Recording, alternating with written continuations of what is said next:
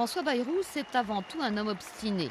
Candidat pour la troisième fois à l'élection présidentielle, celui qu'on appelle le Béarnais veut encore croire à ses chances, même si les sondages le relèguent actuellement à la 4e, voire à la 5e place. Né il y a 60 ans dans les Pyrénées-Atlantiques, ce fils de paysan est entré en politique à l'âge de 30 ans dans sa région d'origine.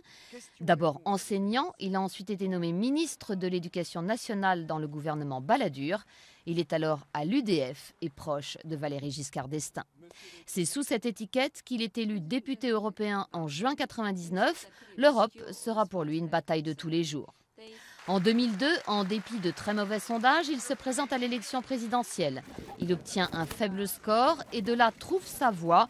Avec ce même acharnement qui lui a permis dans l'enfance de surmonter son bégaiement, il décide alors qu'il sera indépendant, ne pas cautionner la majorité ni se rallier à l'opposition, tel est désormais son credo.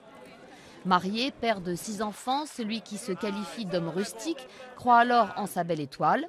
En 2007, il se présente à nouveau à la présidentielle. Alors que le centre reste une notion politique marginale pour les Français, il fait contre toute attente un tabac.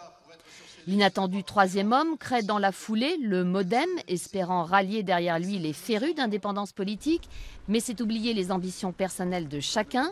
Le Béarnais enregistre beaucoup de défections, dont celle d'Hervé Morin.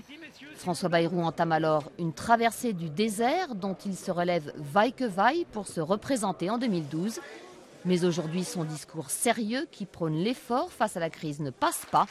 Avare de promesses, il repart à la bataille, bien seul, mais toujours pas prêt à s'avouer vaincu.